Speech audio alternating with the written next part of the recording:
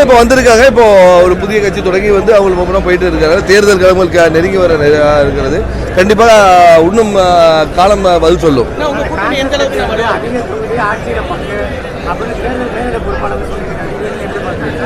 இல்லைங்க, இது ஒவ்வொரு தொண்டருடைய கருத்தாக தான் இருக்கும். எங்கள் மேலிட பொறுப்பாளரும் வந்து அதை வந்து எல்லா கூட்டணி தலைவரிடம் வந்து வைத்திருக்கிறார்கள். முதலமைச்சர் சந்தித்து அது கோரிக்கை வைத்திருக்கிறார்கள். கூடிய விரைவில் வந்து பேச்சுவார்த்தை தொடங்க உள்ளது. அதில் தான் எல்லா முடிவுமே அகில இந்திய காங்கிரஸ் கமிட்டி எடுக்கும். இல்லைங்க, இந்த இப்போ எங்களுடைய கூட்டணி வரும் வலுவாக இருக்கிறது. இந்திய கூட்டணி வரும் வலுவாக இருக்கிறது. எங்களை பேச்சுவார்த்தை கூடிய விரைவில் ஆரம்பிக்க உள்ளது.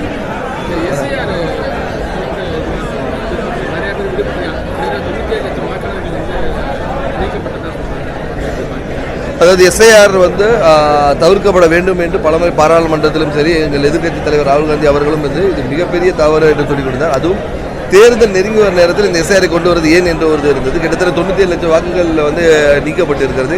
இன்னும் பல லட்சம் வாக்குகள் சேர்க்கப்பட உள்ளது. இப்போ என்னன்னா வந்து இப்போ பீகார்லேயும் பார்த்தீங்கன்னா வந்து பல வாக்குகள் கடைசி நேரத்தில் சேர்க்கப்பட்டிருக்கின்றது குற்றச்சாட்டு வந்தது. ஸோ இதை வந்து துல்லியமாக பார்க்க வேண்டியது நம்ம ஒவ்வொரு வாக்காளர் கடமையாகும், தொண்டர்களுடைய கடமையாகும் தான்.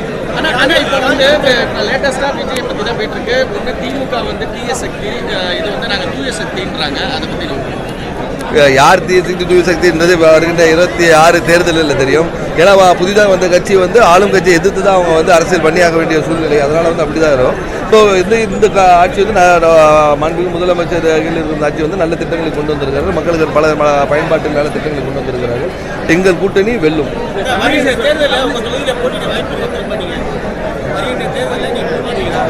நான் எம்பியா இருக்கலாங்க, எதிர்கட்சி எம்எல்ஏ. அதாவது கன்னியாகுமரி தொகுதியில் அது கூடுதல் சட்டமன்ற உறுப்பினர்கள் இருக்காங்க. அதே போல வந்து அகில இந்திய காங்கிரஸ் கமிட்டியில் கூடுதல் சீட்டுகள் கேட்கும்போது கன்னியாகுமரி கிடைத்த சந்தோஷம்.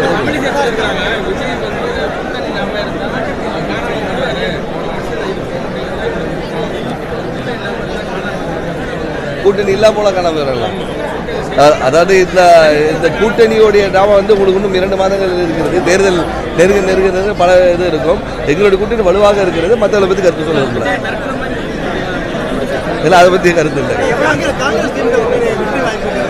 கண்டிப்பாக இருக்குங்க. கண்டிப்பாக வெற்றி வாய்ப்பு ரொம்ப நல்லா இருக்கிறது. கண்டிப்பாக மீண்டும் ஆட்சி அமைப்போம். இத்தனை தொகுதிகளை வந்து இப்போ நம்ம பேசக்கூடிய இல்லை. இப்போதே களத்தில் பொறுத்த வரைக்கும் மக்களுக்கு எதிர்பார்ப்புகள் நல்லா இருக்கிறது.